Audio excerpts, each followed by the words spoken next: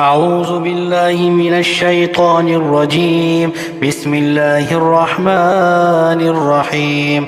إذا وقعت الواقعة ليس لوقعتها كاذبة خافضة رافعة. إذا رجت الأرض رجا وبست الجبال بسا فكانت هباء منبثا وكنتم أزواجا ثلاثا فأصحاب الميمنة ما أصحاب الميمنة وأصحاب المشأمة ما أصحاب المشأمة والسابقون السابقون أولئك المقربون في جنات النعيم ثلة من الأولين وقليل من الآخرين على سرر موضونة متكئين عليها متقابلين يطوف عليهم ولدان مخلدون وأكواب وأباريق وكأس من معين لا يصدعون عنها ولا ينزفون وفاكهة مما يتخيرون ولحم طير مما يشتهون وحور عين كأمثال اللؤلؤ المكنون جزاء بما كانوا يعملون لا يسمعون فيها لغوا ولا تأثيما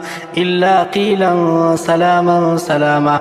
وأصحاب اليمين ما أصحاب اليمين في سدر مخضود وطلح منضود وظل ممدود وماء مسكوب وفاكهة كثيرة لا مقطوعة ولا ممنوعة وفرش مرفوعة. إنا أنشأناه إنشاء فجعلناهن أبكارا عربا أترابا لأصحاب اليمين ثلة من الأولين وثلة من الآخرين. وأصحاب الشمال ما أصحاب الشمال في سموم وحميم وظل من يحموم لا بارد ولا كريم. إنهم كانوا قبل ذلك مترفين وكانوا يصرون على الحنث العظيم وكانوا يقولون إذا متنا وكنا ترابا وعظاما أئنا لمبعوثون أو آباؤنا الأولون قل إن الأولين والآخرين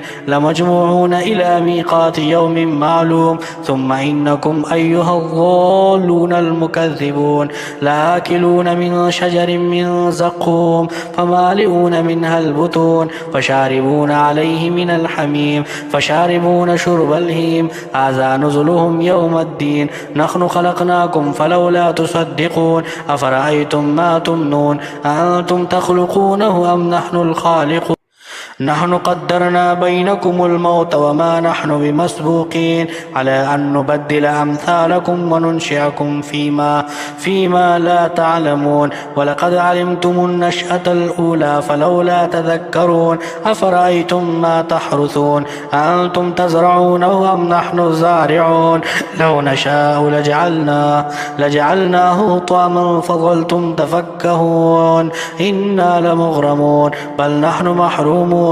أفرأيتم الماء الذي تشربون أنتم أنزلتموه من المزن أم نحن المنزلون لو نشاء جعلناه أجاجا فلولا تشكرون. أفرأيتم النار التي تورون أنتم أنشأتم شجرتها أم نحن المنشئون نحن جعلناها تذكرة ومتاعا للمقوين.